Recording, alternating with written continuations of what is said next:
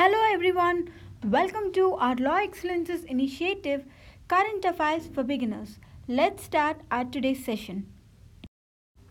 Our first article is Two Smuggled Apes Rescued. In this article, we can see there is a mention of IUCN and World Wildlife Protection Act. We will see what are these two. IUCN means International Union for Conservation of Nature. It is the world's oldest and largest global environmental organization that is working in the field of conservation of nature and natural resources. What does this IUCN do? It is involved in the data gathering and analysis, research and field projects, and most importantly, this organization is best known to the wider public for compiling and publishing the IUCN Red List of Threatened Species data. The IUCN has observer and consultative status at the United Nations, where it plays a major role in the implementation of several international conventions on the nature conservation and biodiversity. And its headquarters is located in Gland of Switzerland. The IUCN Red List has categorized the species into 9 groups. The first one is extinct species. A species will become extinct when the last existing member of that species dies. That means there are no surviving individuals that are able to reproduce and create a new generation. The next one is extinct in the wild. The species under this status were not known to have any living specimens in the wild, and they are maintained only in the captivity, like zoo or an artificial environment. The next one is critically endangered. Critically endangered is the highest risk category assigned by the IUCN for wild species. This means a species number have decreased or will decrease by 80% within 3 generations. That means we can say that these are the species that were facing extremely high risk of extinction in the wild. The next one is endangered species. Endangered species is a population of organisms which are at the risk of becoming extinct because of being few in number or threatened by changing environmental or predation parameters. And it could also mean that due to deforestation there may be a lack of food or water. Even due to this reason they might become endangered. Therefore, we can say that they were facing a very high risk of extinction in the wild. The vulnerable species is a species that were likely to become endangered unless the circumstances that were threatening its survival and reproduction improve. Therefore, we can say these were facing a high risk of extinction in the wild. Endangered is facing a very high risk, whereas the critically endangered is facing extremely high risk. The next one is near threatened species. These are likely to become endangered in the near future. And the least concerned species were considered as the lowest risk species. That means they do not even qualify for a more at risk category. And the next one is data deficient. For these species, there is no enough data to make an assessment of its risk of extinction. The next one is not evaluated. That means these were not even evaluated against the criteria. The next one is Wildlife Protection Act 1972. This act provides for the protection of wild animals, birds and plants and matters that are connected with them in order to ensure the ecological and environmental security of India. Prior to this act, India had only 5 designated national parks. This was the first umbrella act which established schedules of protected plants and animal species. This act was enacted in order to outlaw hunting and harvesting of species. And this act is extended to whole of India except the state of Jammu and Kashmir, which has its own wildlife act. This act has established 6 schedules that will give varying degrees of protection. Out of the 6 schedules, Schedule 1 and Part 2 of Schedule 2 provides absolute protection to the species, and offences committed under these will be prescribed with highest penalties. The penalties for Schedule 3 and Schedule 4 are less, and these animals were protected. Whereas Schedule 5 includes the animals that can be hunted like crow, fruit bat, mice, rats, etc. The Schedule 6 includes plants that are prohibited from cultivation and planting. Our next article is Sharp Drop in Tobacco Smoking in India, says World Health Organization report. In this article, we can see there is a mention of World Economic Forum. We'll see what is this World Economic Forum. World Economic Forum is a non-profit foundation based in Geneva of Switzerland.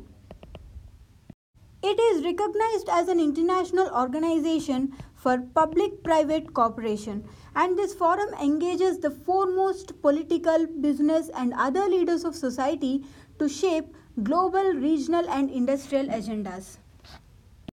And the World Economic Forum will publish various reports like Global Competitiveness Report, Global Risks Report, Global Gender Gap Report, Global Information Technology Report, Travel and Tourism Competitiveness Report, Inclusive Growth and Development Report, Global Human Capital Index Report.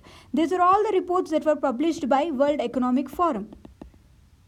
Our next article is How to be Garbage Free. In this article, there is a mention of Swachh Bharat Abhiyan. We'll see what it is.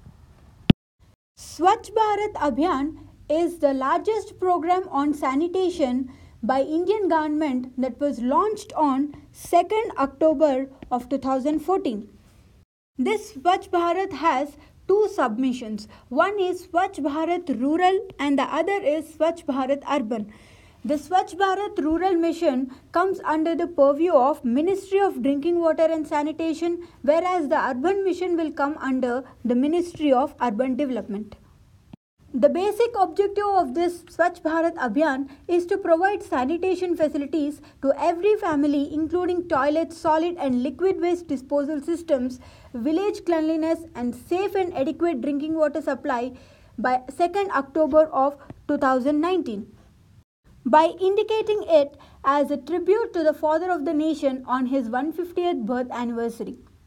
If we see some of the objectives of this Abhiyan, they are to eradicate the system of open defecation in India and to convert the insanitary toilets into pore flush toilets, to remove the system of manual scavenging and to make people aware of healthy sanitation practices by bringing behavioral changes in people and by linking people with the programs of sanitation and public health in order to generate public awareness, and to build up the urban local bodies strong in order to design, execute and operate all systems related to cleanliness, and to completely start the scientific processing, disposals, reuse and recycling the municipal solid waste, and to provide the required environment for the private sectors to get participated in the capital expenditure for all the operations and maintenance costs related to the Clean campaign.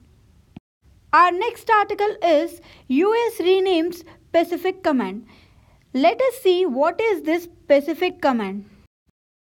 It is one of the oldest and largest strategically important military commands of United States. It is responsible for all the US military activities in Greater Pacific region. And it has about 375,000 civilian and military personnel assigned to its area of responsibility, which also includes India. Now it has got renamed as Indo-Pacific Command, which will now extend its reach from Pacific Ocean to Indian Ocean region. The next article is PM launches 3 apps in Singapore. In this article, we can find there is a mention of National Payment Corporation of India. Now we'll see what it is. National Payments Corporation of India is an umbrella organization for all the retail payment system in India. It was set up with the guidance and support of Reserve Bank of India and Indian Banks Association. This was incorporated under the Companies Act of 1956 and it is aimed to operate for the benefit of all the member banks and their customers. Our next article is Intrastate e-way bills to take effect in final 8 states. In this article, we'll see what is this e-way bill. E-way bill is an electronic document that is generated on the government portal, to be specific on GST portal, either by the supplier of the goods or by the recipient before the movement of the goods. That means either the supplier or the recipient, once they upload the relevant information prior to the movement of the goods consignment from one state to another, the e-way bill will be generated through this GST portal, which is a common and shared information technology infrastructure between the center and states, and this e-way bill will act as an evidence for the movement of the goods and will also help to reduce the burden of tax collection under the GST regime. And this e-way bill is applicable only to the transport of the goods that were exceeding 50,000 rupee value. Now let's see the questions from today's session. Consider the following statements. Species with extremely high risk of extinction in the wild are considered as critically endangered by IUCN. IUCN publishes Red List of Threatened Species. Select the correct quote from below. The second question is, which of the following reports are published by World Economic Forum? The first one is Global Gender Gap Report, World Economic Outlook, Global Competitiveness Report, Ease of Doing Business Report. Select the correct quote from below. Try to answer these questions and post them in the comment box, and the answers for these questions will be discussed in tomorrow's video. Thank you.